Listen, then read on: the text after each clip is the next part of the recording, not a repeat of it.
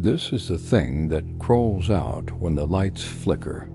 Oh, how the hell am I supposed to write an effective, creepy story when my brain is mush because I haven't eaten anything today? Well, unfortunately for all of us, I'm gonna try. So this story comes from user KV. And as usual, if you would like to submit your own story, you can find the instructions in the description below. Now, let's see if I can turn this one into a full-fledged horror script. Okay, how about we start right in the middle of the action?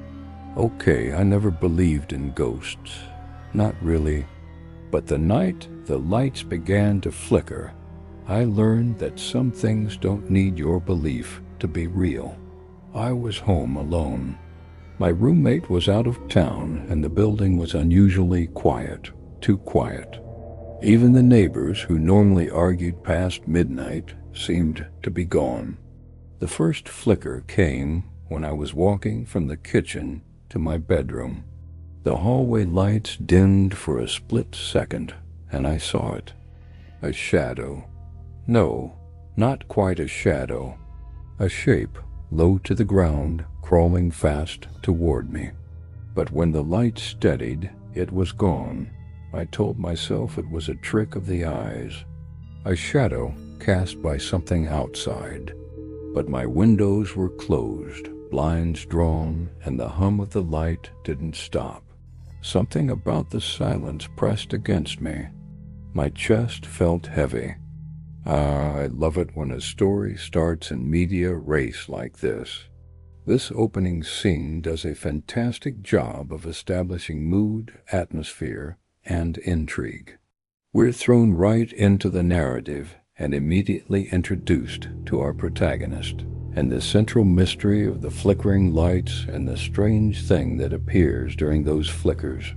The use of sensory details like the hum of the light and the heavy silence helps to build tension and create a sense of unease. The fact that the protagonist doesn't believe in ghosts adds a layer of realism and helps us to feel grounded in the story. However, the story is clearly heading towards a supernatural climax, so the contrast between the rational and the paranormal is already a stark reality. But let's keep going. The next day I caught Mrs. Holly, the old woman from across the hall, leaving her apartment. She clutched a grocery bag and wouldn't meet my eyes. "Do your lights ever flicker?" I asked. She froze. "Don't be in the hallway when they do," she said quickly, her voice sharp with fear. "What are you talking about?" I asked, but she was already gone. I laughed nervously, but she didn't smile. She leaned in, whispering, "It can't move in the light, only in the dark.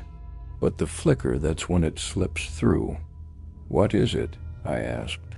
Mrs. Holly shook her head. "No one who sees it lives long enough to describe it." She hurried away before I could say another word. I'll tell you what.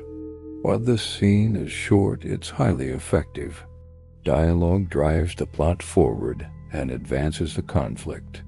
The character of Mrs. Holly is introduced as a mysterious figure who seems to know more about the situation than she's willing to share. Her cryptic warning and refusal to make eye contact add to her air of secrecy and contribute to the overall sense of suspense. The mention of other people seeing it and not living long enough to describe it creates a sense of foreboding and raises the stakes for our protagonist. How about we keep moving with scene 3?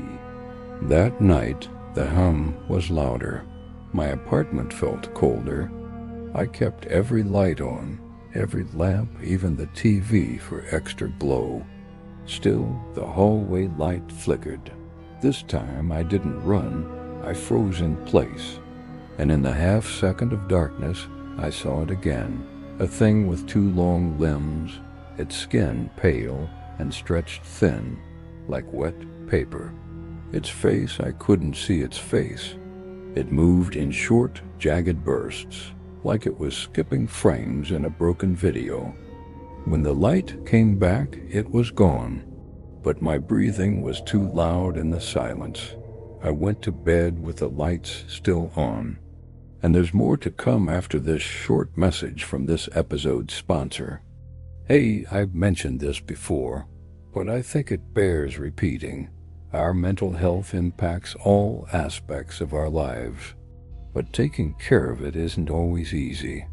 How do you prioritize self-care when it feels like there's not enough time in the day? Or how do you find a therapist in your area? These are questions that I found myself asking very often, but BetterHelp makes it easy. If you're looking for therapy, BetterHelp can help you find a therapist that fits you. All you have to do is fill out a few questions about yourself, and they'll match you with a professional. Now back to the story. 3 nights later, I heard scratching above my ceiling.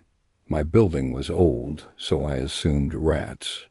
But when I checked the maintenance hatch in the hallway ceiling, I saw something worse: claw marks.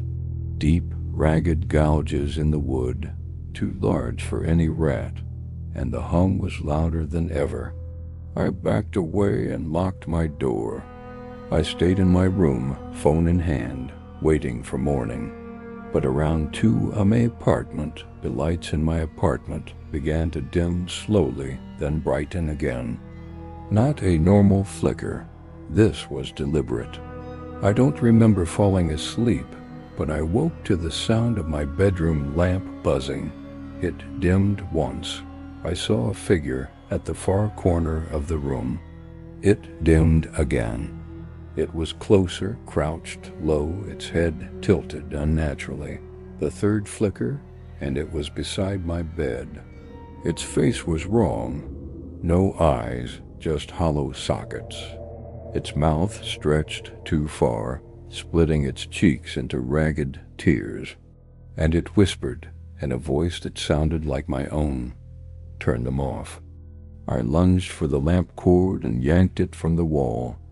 I don't remember deciding to run. I just did. I grabbed my keys and bolted into the hallway. The light above me buzzed violently, stuttering between dark and light. With every blink of darkness, it was closer. I ran for the stairwell, down 1 flight. 2 flights, my lungs burned, and I didn't dare look back. The stairwell lights began to flicker too. Something cold brushed my neck. Okay, I got chills while reading that. I mean, you can really feel the panic and terror that the protagonist is experiencing as they flee up the stairs. The use of sensory details, such as the buzzing light and the cold touch on their neck, creates a visceral reaction in the reader. The fact that the protagonist is physically exhausted adds a sense of urgency and impending doom. Well done. I pounded on Mrs. Hale's door. She opened it just enough for me to see her terrified eyes. "It followed you," she whispered. "You have to give it what it wants." "What does it want?" I cried. She didn't answer. She slammed the door in my face. I heard her locks click. With nowhere else to go, I ran to the basement, the only part of the building with no windows. The lights down there were dim and sickly yellow. I tried to stay in the glow, but the hum was deafening now. 1 bulb overhead flickered and died. Another. I backed into the corner, my breath coming fast. In the final bulb's dying light, I saw it unfold from the shadows. Impossibly tall now, its limbs stretching unnaturally. Its head tilted back, and from its mouth came a sound like electrical static. The bulb went out. And finally, the last thing I saw. Everything went black. So this ending is abrupt and unsettling, which is exactly what we want. We're left in the dark just as the protagonist is, heightening our sense of vulnerability and dread. The vivid descriptions of the creature's appearance and the use of sound to evoke a sense of unease create a terrifying climax. Overall, this story is well written and effectively creepy. The pacing is excellent, building suspense gradually throughout the story, and the dialogue is natural and believable, which helps to draw the reader into the story. The story is also immersive, with vivid descriptions that create a strong sense of atmosphere and place. Thank you so much for listening, and I'll see you next time.